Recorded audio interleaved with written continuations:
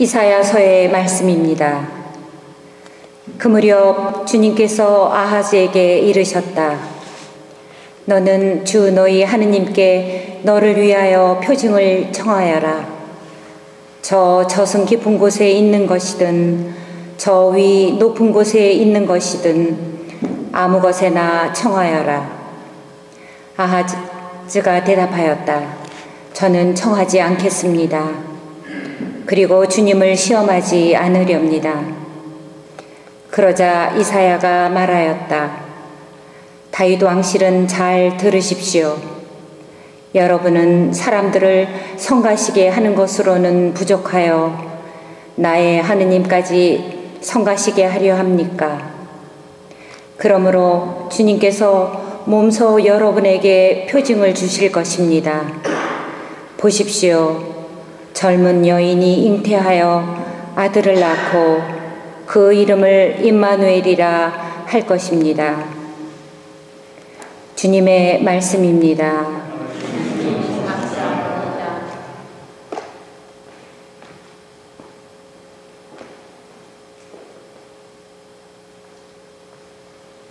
주님이 들어가신다. 영광의 하느님이시다. 주님이 들어가신다. 영광의 하느님이시다. 주님의 거실 안에 온 땅과 그 안에 가득 찬 것들, 온 누리와 그 안에 사는 것들, 그분이 물 위에 세우시고 강 위에 붙이셨네. 주님이 들어가신다. 영광의 하느님이시다. 누가 주님의 산에 오를 수 있으랴? 누가 그 거룩한 곳에 설 수 있으랴? 손이 깨끗하고 마음이 결백하니 헛된 것에 정신을 털지 않는 이라네. 주님이 들어가신다. 영광의 하느님이시다. 그는 주님께 복을 받으리라. 구원의 하느님께 의로움을 얻으리라.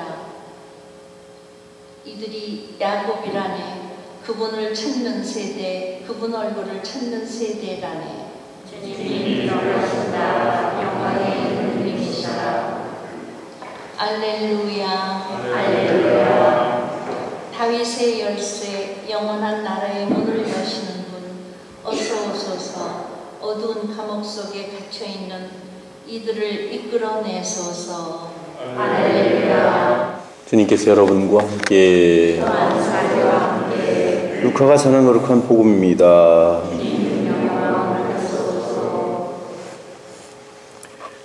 여섯째 달에 하느님께서 가브리엘 천사를 갈릴레아 지방 나자렛이라는 고을로 보내시어 다윗 집안의 요셉이라는 사람과 약혼한 처녀를 찾아가게 하셨다. 그 처녀의 이름은 마리아였다. 천사가 마리아의 집으로 들어가 말하였다. 은총이 가득하니여 기뻐하여라. 주님께서 너와 함께 계시다.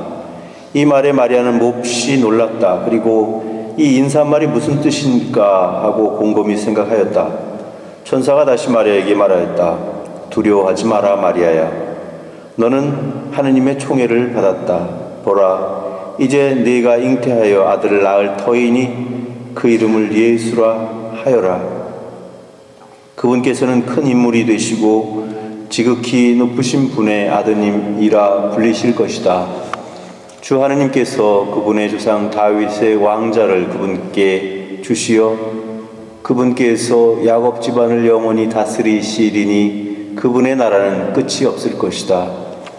마리아가 천사에게 저는 남자를 알지 못하는데 어떻게 그런 일이 있을 수 있겠습니까? 하고 말하자 천사가 마리아에게 대답하였다. 성령께서 너에게 내려오시고 지극히 높으신 분의 힘이 너를 덮을 것이다. 그러므로 태어날 아기는 거룩하신 분 하느님의 아드님이라고 불릴 것이다. 내 친척 엘리사벳을 보아라. 그 늙은 나이에도 아들을 잉태하였다. 아이를 못 낳는 여자라고 불리던 그가 임신한 지 6달이 되었다. 하느님께는 불가능한 일이 없다. 마리아가 말하였다. 보십시오. 저는 주님의 종입니다. 말씀하신 대로 저에게 이루어지기를 바랍니다. 그러자 천사는 마리아에게서 떠나갔다.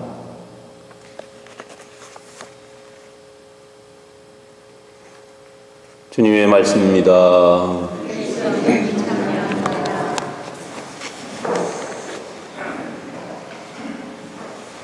예, 우리가 성경의 말씀을 듣거나 또 읽을 때 우리가 한 가지 좀 명심하고 또 주의를 기울여야 될 것이 한 가지 있는 것 같습니다. 성경을 읽거나 묵상하면서 자기 자신을 쏙 빼고서 성경을 읽으면 그것은 소설이나 영화와 다를 바가 없습니다. 그것은 무슨 얘기냐 하면 그 사람은 누구나 다 입장을 좀 바꿔서 생각해보는 그런 습관 또 그런 노력을 좀 해봐야 될 것 같아요. 왜냐하면 늘 남의 입장은 남의 입장이고 나의 입장은 나의 입장으로만 생각하면 공감대가 형성될 수가 없습니다. 그러나 그 상황에 들어가서 자기도 그 입장이었다면 이라고 생각해보면 결코 그 일이 얼마나 의미 있는 일인가 그리고 얼마나 힘들고 어려웠을까 하는 것을 아마 100% 공감할 수 있을 것 같습니다. 오늘 복음에는 가브리엘 천사가 마리아를 찾아오는 그런 모습이 우리에게 소개되고 있습니다. 아마 영화로 만들었다면 굉장히 극적인 장면이 연출됐을 것 같습니다.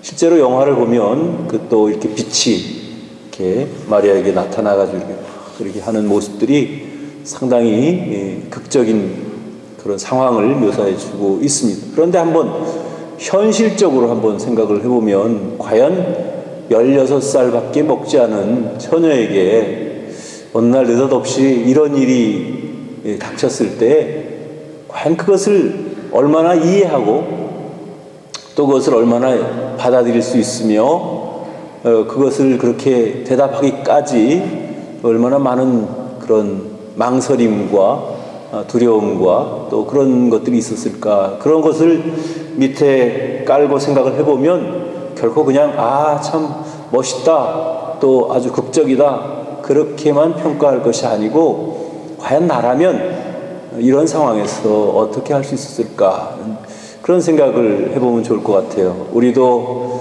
살다 보면 가끔씩 도저히 받아들일 수 없고 도저히 수긍할 수 없는 일들이 벌어질 때가 있습니다.